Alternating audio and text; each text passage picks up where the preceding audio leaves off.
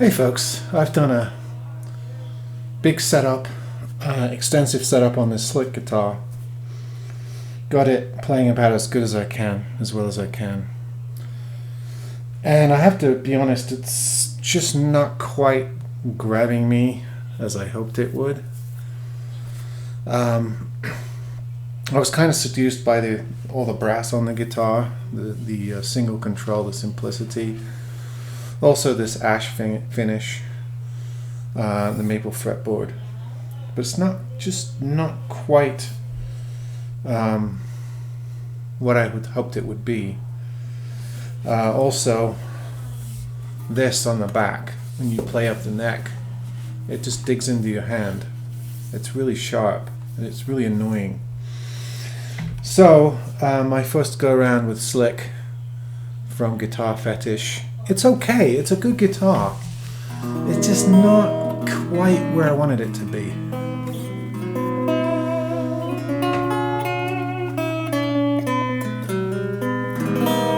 And it's very trebly. Even in the neck pickup settings.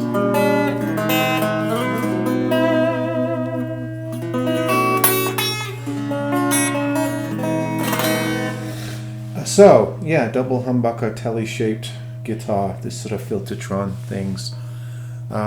It's nice. If I'd have paid $200 for it, I'd be jazzed. But I paid over $300 for it, and it's just not quite clicking for me. You know, I've spent a lot of time dialing in the frets and making it sound as good as possible. By contrast, as you know, I've had a number of these Allen Eden lawsuit guitars that I've been selling. They're almost gone, folks. I took a black one and I did the normal setup that I do on it.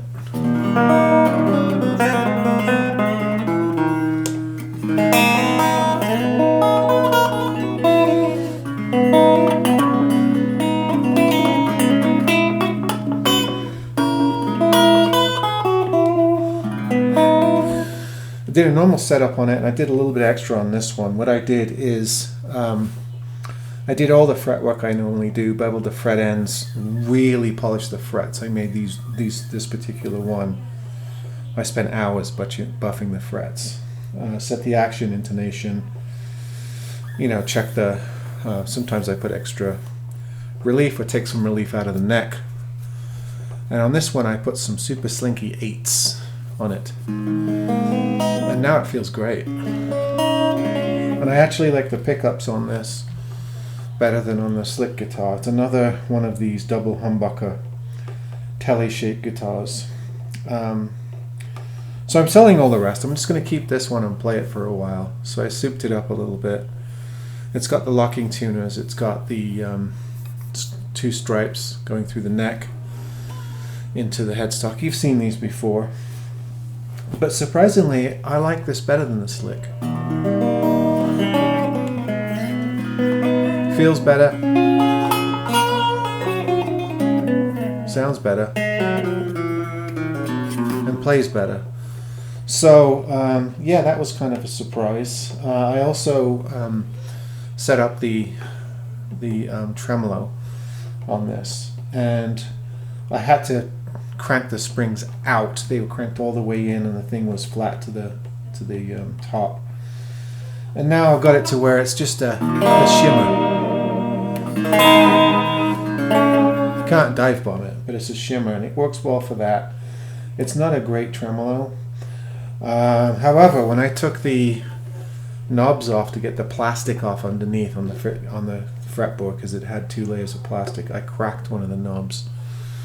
And I don't really like these plastic amber knobs anyway, so I ordered some silver knobs to match all the hardware on the guitar. So it'll have just silver knobs down here to match the bridge and the pickups. I thought that might be fun.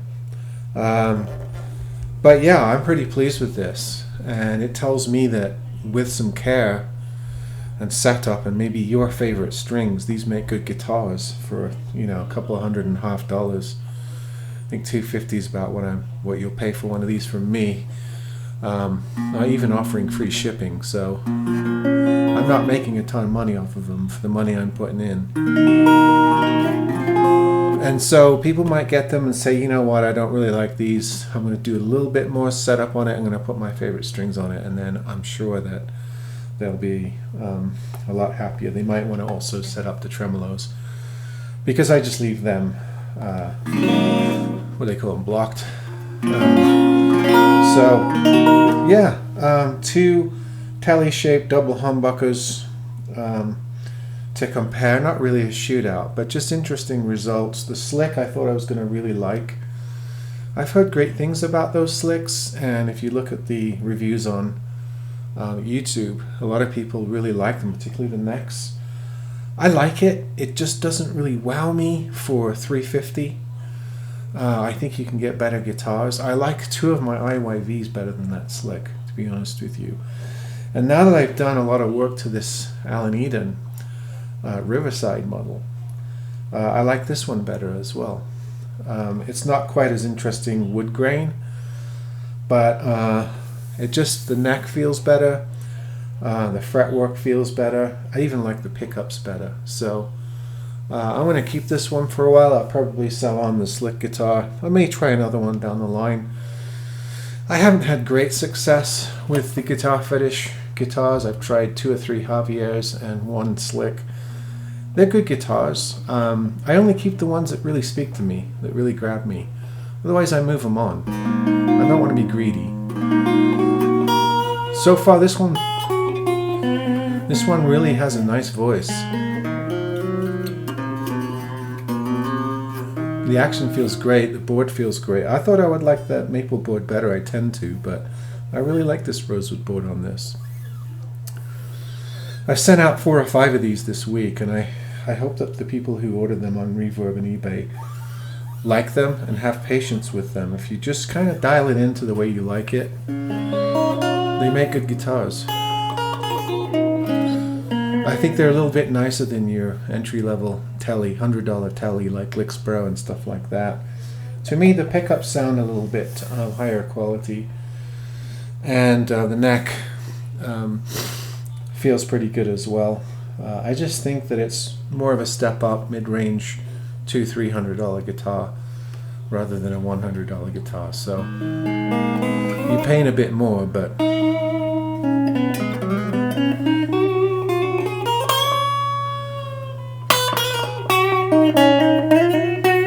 yeah, it sounds and plays really good. I like the way this responds. As I said, this one I changed the strings on. I put some 8s on it. I'm leaning towards 8s these days. I don't know what's going on. Maybe it's because I'm getting older. Maybe it's the way I play. I'm a really light touch guitarist. I don't hammer on guitars. I don't smash away on them. Do a lot of thumb work, a lot of finger work.